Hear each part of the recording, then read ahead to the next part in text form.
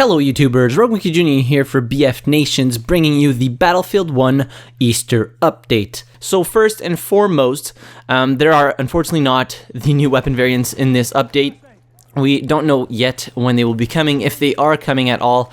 I would imagine so, since they already put them on the CTE, but they're not in this update. So starting off with stability and match experience. So improved stability on all platforms, improved matchmaking into Battlefield 1 Apocalypse maps, enabled a mid-round team balancer following the below criteria.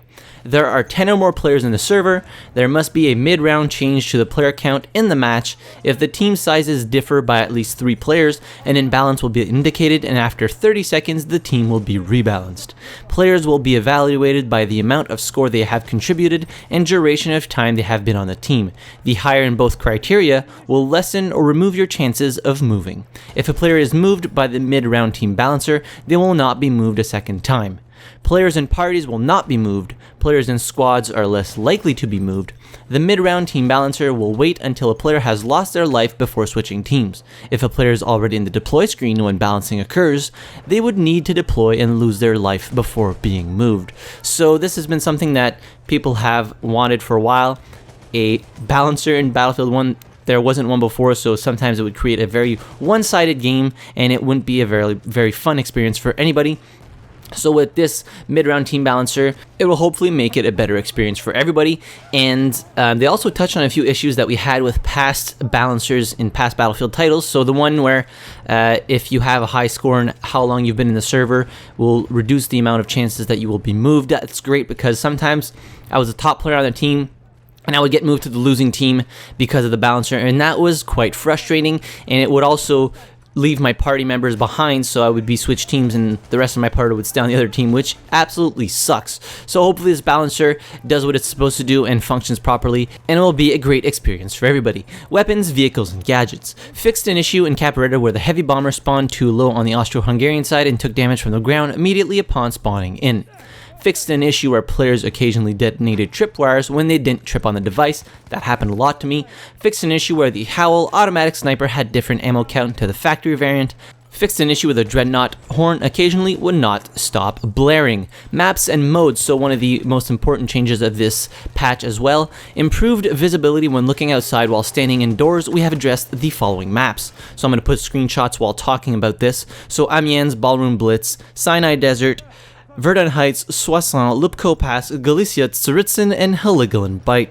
So as you can see on the screenshots, there is quite a noticeable change for some of the maps, some a little bit less, but it does make it a lot easier to actually see outside and what's happening, as opposed to before where you would just see basically really bright outside and not really be able to see any enemies.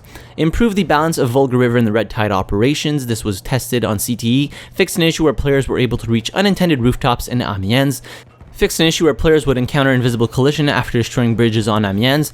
Fixed an issue where players would encounter invisible collision when exiting the fort on Monte Grappa. Fixed an issue where players would encounter invisible collision near the D capture flag in Foul Fortress. Fixed the fidelity of some trees on the River Somme map. So unlocks and player journey. Corrected the rarity of the PTFO weapon skins to legendary. Corrected the rarity grade of the incarcerator weapon skin to distinguished. Fixed an issue where the Reaper affliction would trigger a constant grunting sound effect while the player was taking damage.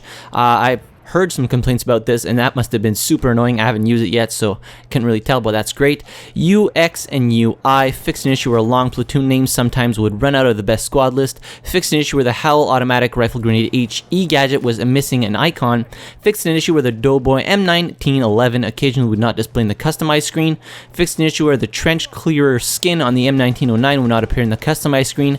Fixed the thumbnail for the Battle of Festubert skin on the Automatico M1918. Fixed an issue where players who are using VoIP were not indicated on the end of round screen. Fixed an issue where the map voting images for London Calling Scourge and London Calling Raiders did not appear. Fixed an issue where the operation name remained on screen when entering the best squad screen.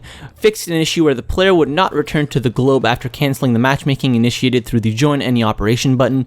Fixed an issue where the capture progress indicator would display the incorrect color when planting explosives at the telegraph and front lines. Fixed an issue where various weapons were missing components when viewing them in the modify screen on the front end menus. Fixed an issue with Z fighting, two graphical objects occupying the same coordinates, making the game engine show both in a flickering way. This appeared on the magazine of the auto-loading 8.25 extended when viewing it in the modify screen with the Battle of Coat 304 skin equipped.